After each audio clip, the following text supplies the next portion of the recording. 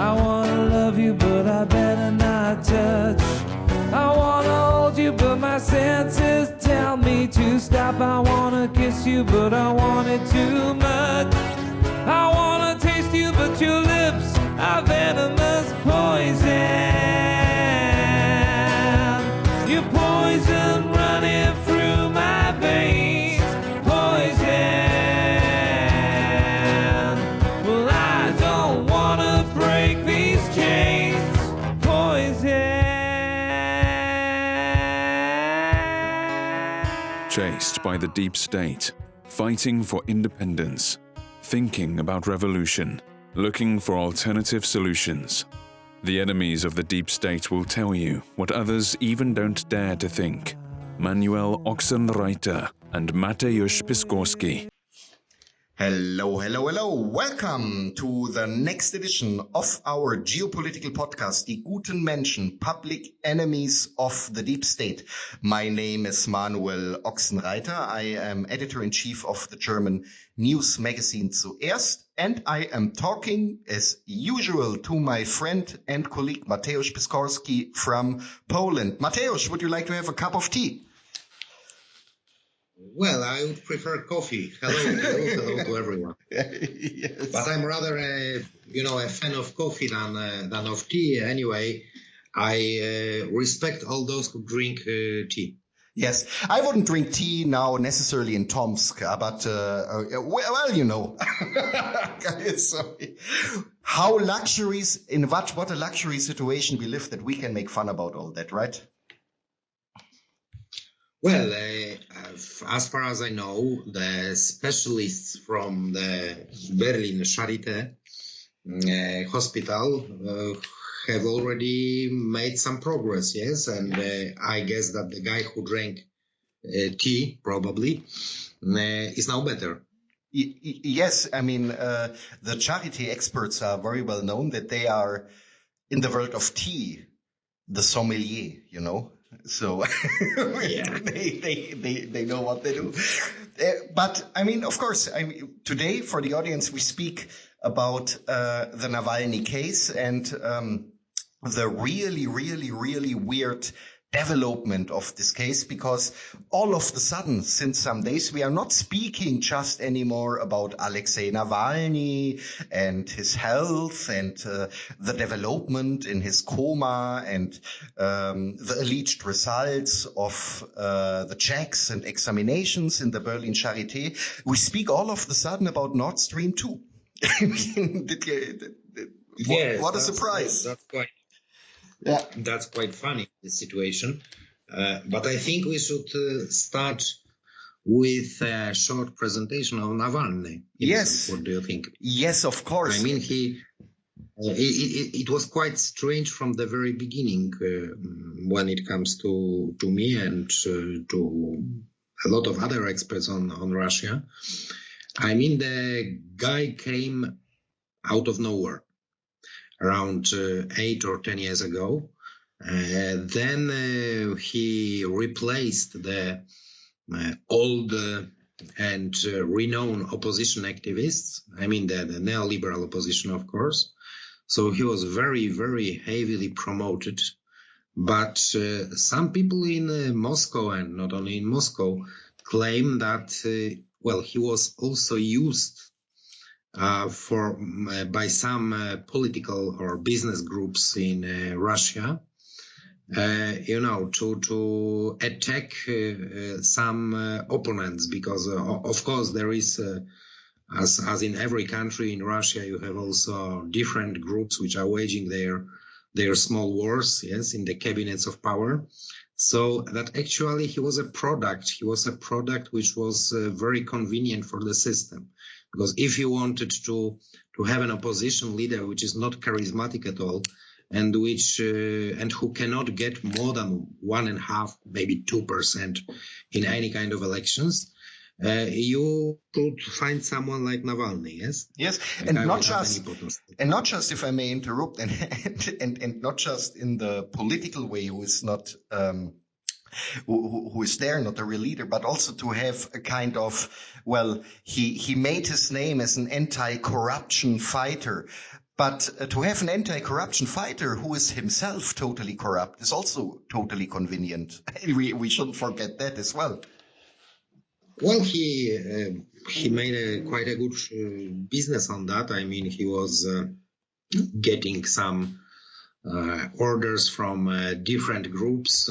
He was getting some insiders information about different people, then presenting it in the media and so on and so on. So he was a really good partner for some groups in Russia, not necessarily for the opposition groups. And he was a very, very safe choice, as really no one would expect it. I mean, there was no expert or no political scientist in Russia who would claim that Navalny might come to power in democratic elections, yes? Because there was no political potential in this project. So he was just a tool, just an instrument, just like, let's say, private enterprise, private business running there for different groups of power in Russia. That's why it was so strange for me at a certain moment that the US embassy also supported him. Yes, I mean he was even not hiding the fact that he was permanently visiting the American ambassador and probably getting support from there as well. But then after some of his statements, which actually reminded me the most extremist right-wing statements in the European countries, everything became clear for me. I mean, have you heard him talking about the people from the Caucasus and other Russian, let's say, non-European nationalities? Yes, didn't he compare them with some animals and so on? Yeah, exactly. Yes, exactly. So, you cannot find such an extremist right-wing anti-immigrant party in any part of Europe. And that was a paradox because Navalny was praised by all neoliberal mainstream media in Western Europe, while the same media, it's hypocrisy, of course, attacked all the, let's say, extreme right-wing parties and politicians in Europe. Yes, so I mean his rhetorics was a kind of a strange mix of pro-US, pro-Western ideology. When it comes to economy, he seemed to be a totally neoliberal guy, and on the other hand, with some let's say thoughts about the inferiority of different nationalities which are not of, let's say, Slavic origin there, yes? And why I'm talking that it's talking about the interest of the Americans in that, because if you read the famous American, I would like to stress that, not a Polish guy, but an American thinker and geopolitist Zbigniew Brzeziński, you can find out that he was writing about that in the beginning of the 90s. I mean, that the strategy of the US should be to ignite the inter-ethnic conflicts in multinational, multi-ethnic Russia, yes? Yeah, for enforcing a kind of disintegration of the country. Of course. Yeah. And that was actually what Navalny was doing for the Americans. So he was working. On the one hand, he made quite a good business on that, because on the one hand, he got some orders about the corruption scandals in Russia from Russian partners and sources. On the other hand, he was also supported by the Americans. So it was, well, from the business point of view, he was quite smart. But actually, it was also very strange for me, and not only for me, that, that he was also convicted for corruption, yes? Yeah. At a certain moment. He was connected to a company wood trading company in Kirov region, and he was sentenced. But of course, contrary to all the others who would get an imprisonment for that, he was free all the time. So that was also very funny that the Russian authorities didn't want to harm him for any time. I mean, he was so safe. I think he was the most safe person in a whole Russian Federation. Some people, after this incident with the hospital in Omsk and so on, some people, some Russian journalists told me that, he was the first guy who got such a care from the state from the times of Stalin. So actually, no one was so much in the center of the attention of all Russian structures. I mean, the medical structures and so on, and of course the security structures as well, as was Navalny, because it's very obvious for everyone that the Russian authorities were the last people on the earth who would be interested in harming Navalny. Yes, and nevertheless, the Western opinion in general, the Western public opinion seems to believe that the Russian authorities are controlled by some idiots, because only an idiot who could think about harming such a guy as Navalny there, yes? So that was quite strange, and that's why we should now think and discuss who made a bargain from that, yes? Who could be interested in what has happened. And just let us also recollect how it started.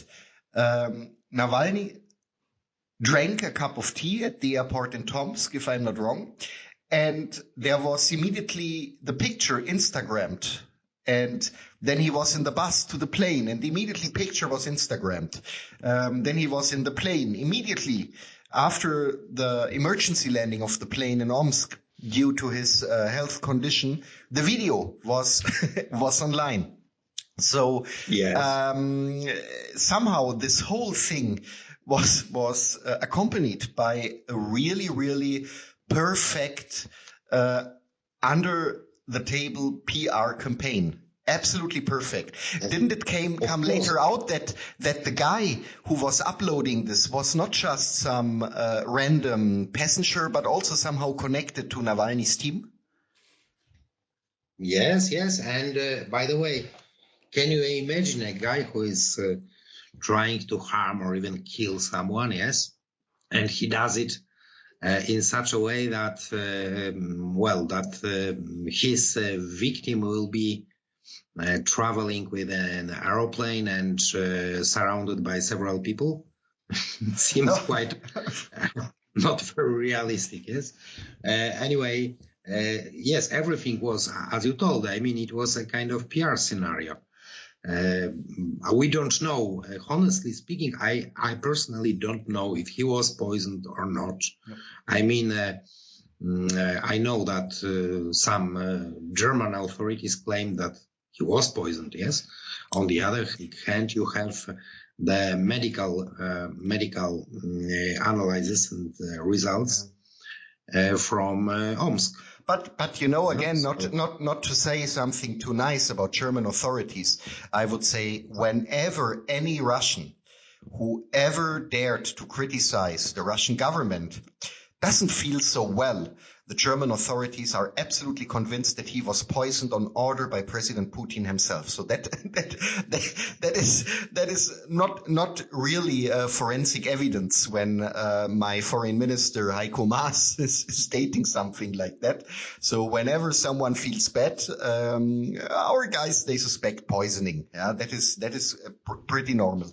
What could be even a little bit funny if it wouldn't be then connected to very, very harmful consequences. And I'm not speaking about harmful consequences for Russia, for the Russians, but harmful consequences also for ourselves. That kind of stupidity and arrogance which comes there together in such statements. Yes, exactly. I mean, today, it was quite strange, by the way. Today, I think that by some coincidence, the press secretary of the Polish government announced that Poland is ready to cooperate with Germany when it comes to gas supplies. Polish gas. We get them Polish gas, right? Yes. Oh God.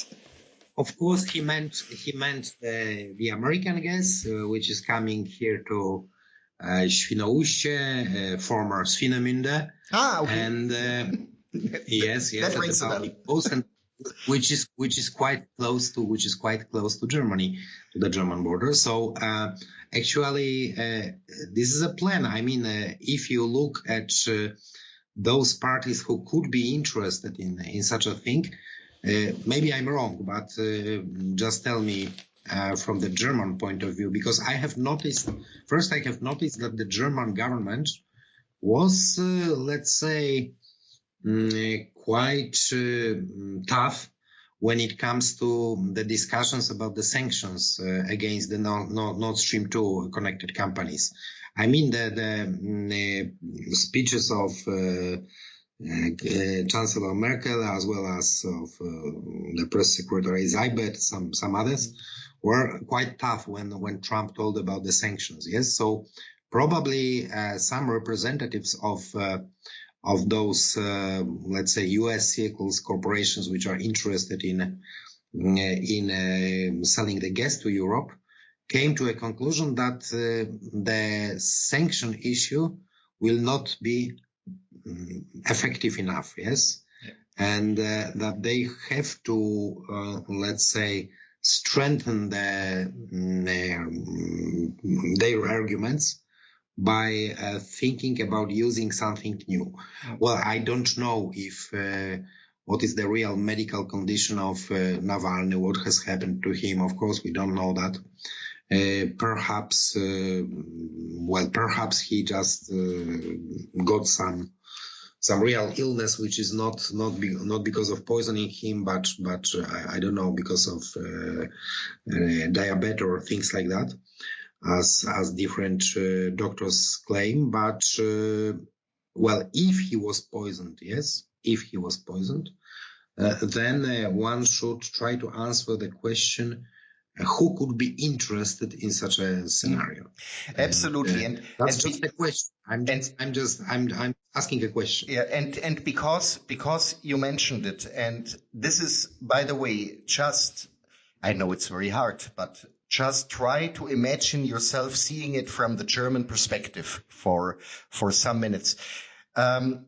The Nord Stream project, or in general, I would say the German-Russian and before the German-Soviet, and I'm not speaking about East German Soviet, I speak about West German Soviet energy deals and the energy relations were one of maybe the most stable relations ever.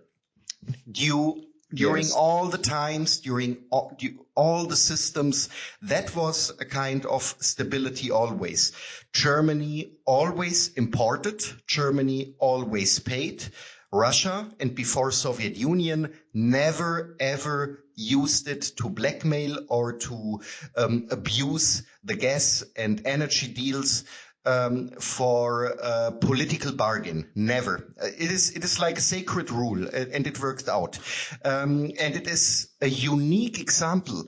There is no other example in our newer history that our government is objecting in such a steadfast way the wishes of the United States of America, and I would say of those European states which are under total control of the Americans, despite Germany, like Poland, the Baltic states, and so on, who are non-stop, of course, taking Nord Stream 2. So for Germany as an industrialized country in the center of Europe, which has no own resources, it is an absolute vital question of our interests, and there the government was steadfast. Maybe they are still steadfast. I don't know if this what is happening now are just some declarations to calm down a little bit the situation, or if they seriously think to sabotage Nord Stream 2. But Nord Stream 2 is a thing of, I would say, it is a column of German economic interest. And when we speak about economic interest, we know it is also then the interest of the whole country, because that keeps our industry going. And it is not like, and that is maybe the most important point. If we read today mainstream media in Germany, in Europe and in the West, Nord Stream 2 is always portrayed as a project we Germans do as a favor to Russia, or we do as a favor to Vladimir Putin, as if we give to them something. It is not at all. It is a favor to ourselves. If in the bigger picture, it is a favor for whole Europe, since who is financing the whole European project? It is Germany. And how do we finance that? Of course, by our productivity of our industry.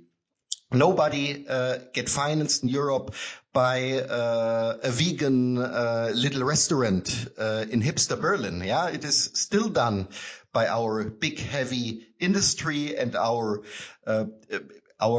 big technological and engineering companies, which need the energy like oxygen to breath. And that is the very, very simple point. And to secure that, we are not just importing from Russia. It is a diversity of the import of energy is overly important, that if there are some difficulties, of course, with one deliverer or one supplier, that you have other suppliers as well. What the Americans demanded from us was really quitting our deals with Russia and to go into deals with the Americans instead. So they are planning, I think this harbor is still not existing. They also wanted to build some kind of ship harbor for gas delivery close to Bremen. But as far as I know, there's not even built right now one single stone.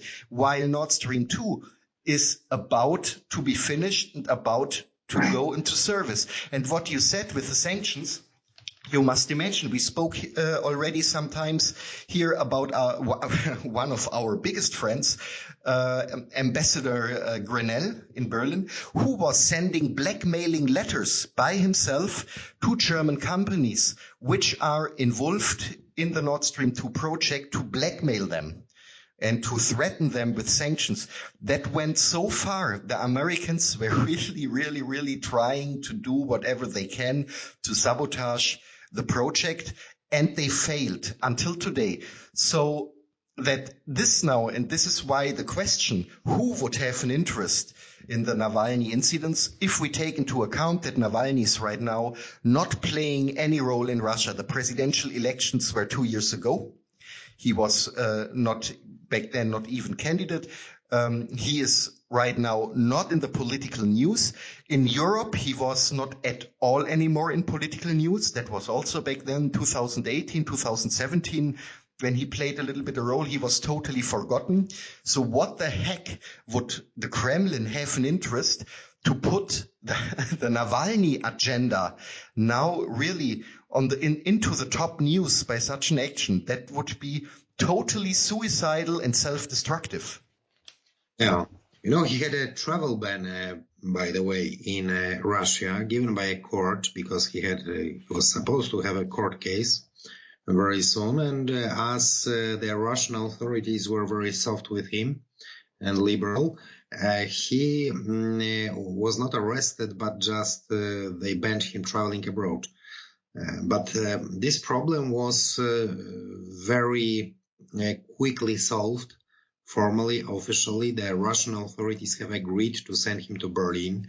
I think that it was even a kind of, let's say, part of an agreement between Moscow and Berlin. At least it seemed for me as a kind of agreement, yes, between the two countries to send him to Berlin Charité Hospital.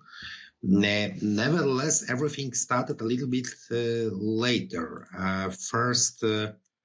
By the way, when the German doctors came to Omsk, they were studying his condition, his physical condition, for at least 1 day. You remember that, yes? Of course. They got all the documents, all the analysis of his blood and so on, and they have found nothing about this legendary Novichok and so on, yes? So it was quite strange that then after arriving to Germany, suddenly they found out some traces of Novichok. Because of our great German engineered medical analysis machines. Of course. Okay, so I don't want to let's say compare Germany to some other countries which are far more let's say manipulative towards reality and political reality.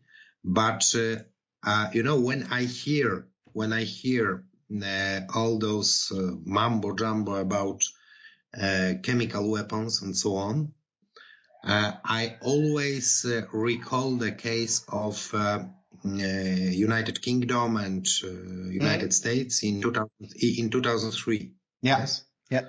Because I mean, what they need Novichok for? Can you imagine the situation is quite obvious. A Russian citizen has had such a kind of incident on the territory of Russian Federation, which means that the Russian authorities, the Russian prosecutors and so on, the Russian police, the Russian services should now investigate, Yes. About the case. That's quite obvious. As far as I know, the Russians have even sent some requests to Germany, to German Ministry of Justice to get some documents from the Charité hospital because they are trying to investigate the case. Yep. And it's quite normal. But suddenly, Jens Stoltenberg, the Secretary General of NATO, announces that the whole investigation should be internationalized, that it shouldn't be only the Russian investigation, but the whole world, he means, of course, NATO, should investigate the case. Yes? Yes. And I was listening to that and, wondering about the legal basis of such statements. But then Stoltenberg added that the thing is about the use of chemical weapon, which is prohibited by the international law. Yes, so that was their argument. It really reminds me the arguments used in 2003 by the British and the Americans as an argument to attack Iraq. Exactly. Remember? Yes. That was, of course, that was not true. There were false accusations about the Iraqi chemical weapons and so on. We know about that. We know about that after many, many years. I would just like to remind you very shortly in a few words the story, by the way, of Professor David Kelly. This was the guy, I don't know if you have heard about him. This was a British guy, actually a British scientist working for the Salisbury, renowned Salisbury laboratories, in United Kingdom.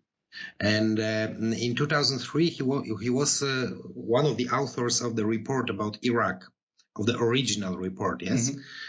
Of course, then the report was, let's say, amended by some politicians, by Tony Blair administration at that time, and it was completely falsified.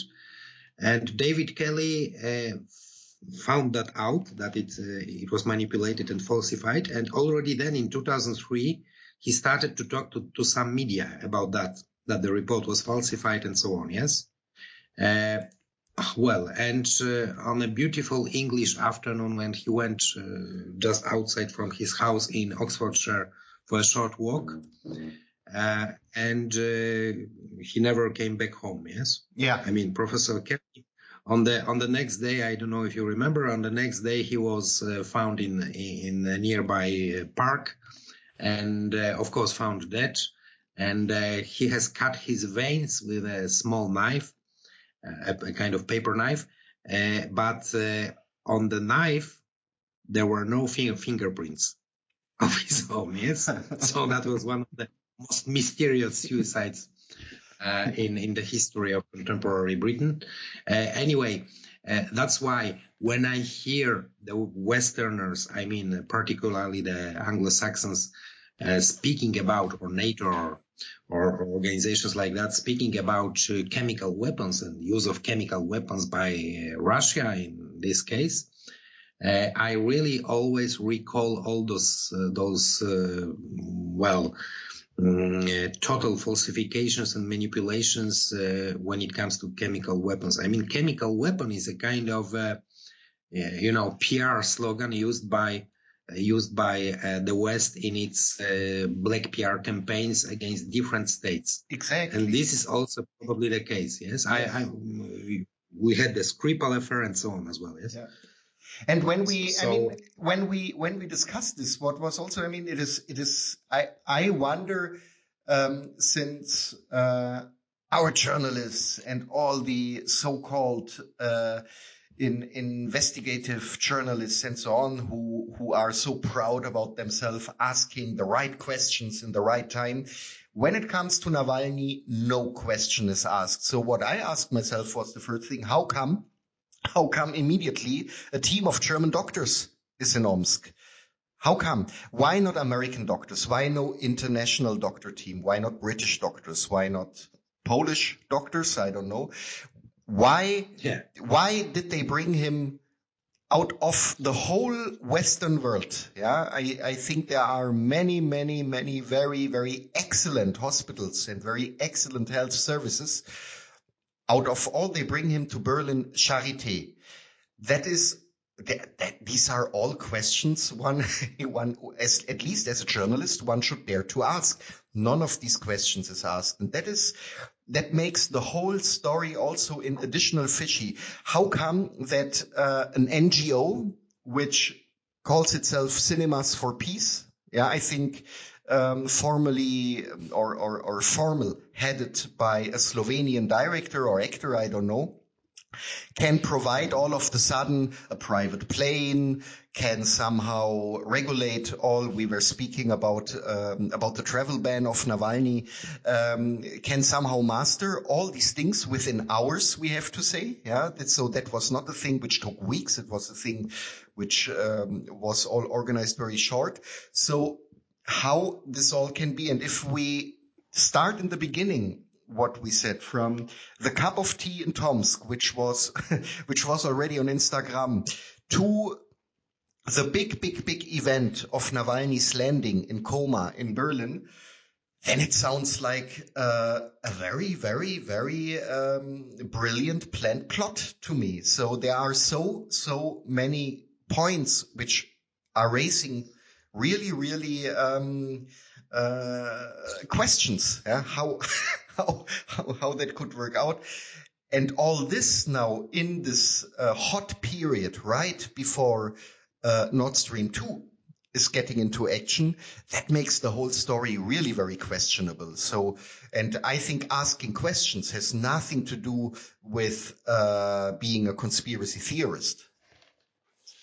Well, of course. And by the way, you were wondering about Berlin. And why it happened like that he's in Berlin now. Anyway, I think that some German professional journalists, like, for instance, some reporters of Zuerst, could think about an independent investigation about the Charité hospital. As such, because you remember there was the case of Yulia Tymoshenko at a certain time hospitalized there. Yes, so we made her walk again. You forgot about that? Yes, she came in a wheelchair and walked out like a little chick. Yeah. I mean, it's really strange for me that all let's say opposition activists from the former Soviet Union are using the medical service of Charité Berlin. Yes, this is also quite interesting. It's the center of German wonder medicine, of course. I don't doubt. Recommend Charité Hospital to take me there, okay? But I mean, before we come now to an end, there's another very important point. When it comes to all these topics like international deals, energy market, national interest. If we look on Germany, I mean, we import oil and gas from so many countries. Let us give one example. We import also oil from Saudi Arabia, of course. The German government doesn't give a damn that there are people whipped and killed in public and executed in public, that raped women are executed in public. They don't give any kind of interest in that. Saudi Arabia is, of course, financing by energy export or by oil export the illegal war against Yemen. Yeah, which is now also already going on for years and causing a lot of civilian victims. So whatever the German mainstream and the German politicians right now are accusing Russia to do doesn't play any role if another country is really doing this where we import. So you always come back in this topic to the geopolitical prism, because there is no other explanation. If a country is okay with the United States, or if the United States are okay with the country, whatever this country is doing, then there is no problem to import whatever we want from there. Or if we export there also, we can export weapons and guns and whatever we want. But in the moment, a country such as the Russian Federation appears as a competition to the United States, as a geopolitical competition, then the moralism, the political moralism is trying to sabotage our own interests. And I think that is the core of all that. Yeah? What do you think? Yes, I totally agree. But, well, now the question for the future is who will prevail in Germany? Because several times we were discussing the idea, and I think we have agreed that let's say the geopolitical, geo-economical liberation of Europe would have to start from Germany, yes? So now the question is who will prevail, whose arguments will prevail there in Germany?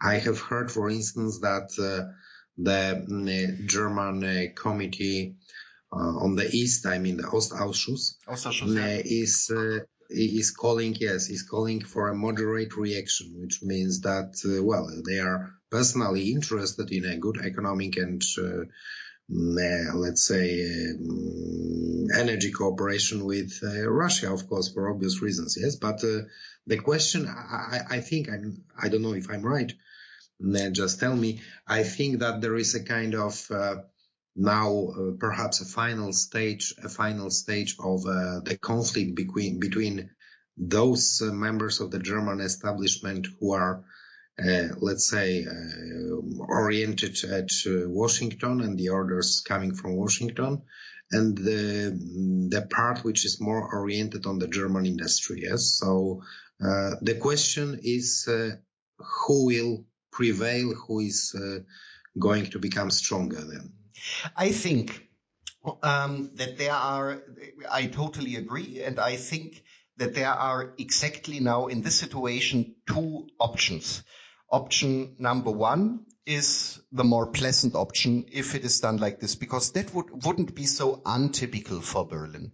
That means to condemn the alleged poisoning of Navalny and to question Nord Stream 2 and to question the relations and to question this and to question that, but to do it anyway, you know? So that is what I hope what is happening, because we shouldn't forget, despite... This is a kind of compromise solution, yes? Yes, despite of all what happened also in the last years with Crimea and Ukraine and so on, these core interests were never harmed by us. Yeah, that is what we shouldn't forget. So the other option, and that would be the quite worse one, that would be that all of the sudden foreign influenced political moralism can be really technically used for blackmailing us in a way that we would be willing to harm ourselves to punish someone else on behalf of against someone different else, you know, that is, but that would be I mean, that would be really a game changer, because I think we said it in this podcast already many times that there are a lot of things to criticize about Berlin and so on, but there are some little core topics where they stay steadfast. They don't go out. And I think I don't know any speech of Angela Merkel where she says how proud she is about Nord Stream 2 and the good relations with Russia or so on. So I don't know, but simply doing it. And I think doing something is always more valuable than talking about something. So if they are now using there the same strategy as they were using it in the last years, everything would be fine. And we would just do a very interesting podcast about the project. But I have a little bit the feeling that with this artificially created pressure, including bringing Navalny to Berlin and not to London and not to somewhere in US or whatever, that this could be now maybe a little bit too much, and that Berlin now seriously takes in consideration, not to engage in Nord Stream 2 in the last meters of the run, before it can start working. That is the risk I see. Yeah, and that's the battle not only for Germany but for Europe as such.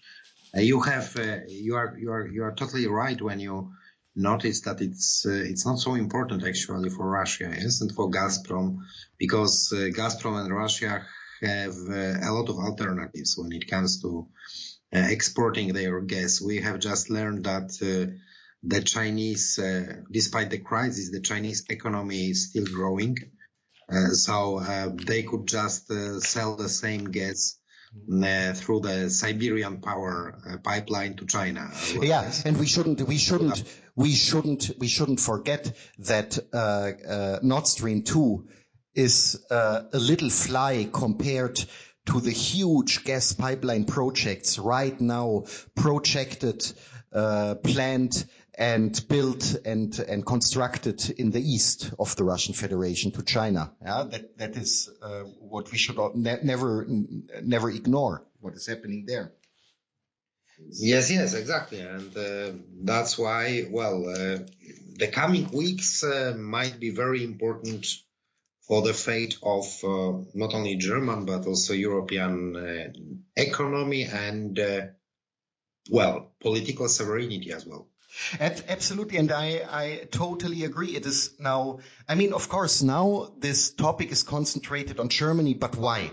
I think it is because all the European countries are watching us very, very, very well right now, what is happening. And if Germany now in this moment is going in its knee when it comes to this energy project, if we go down on our knee, then the other countries will have much, much, much less spirit of any kind of resistance against the demands of US when it harms their own interest. They might all think if even Germany, who so necessarily needs such energy deals, Germany, which is somehow the power plant of the European Union, if they cannot resist that kind of pressure, how should we do? So I think it is a topic not only meaningful in Germany, but really for whole Europe. Yeah, if what the next weeks or maybe even days will show us in this development. Yes, and that's why I think that we'll be forced by the reality to go back to the topic in the coming weeks. And we will do this.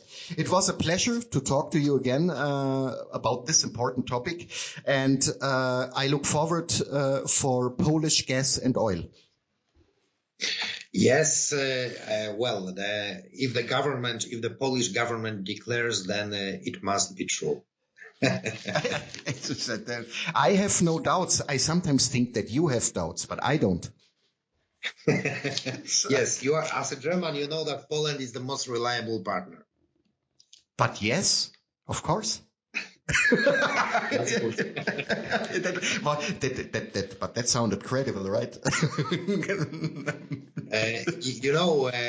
Even and perhaps particularly for a Polish, it sounds really incredible. Yes, I can repeat it now in every show.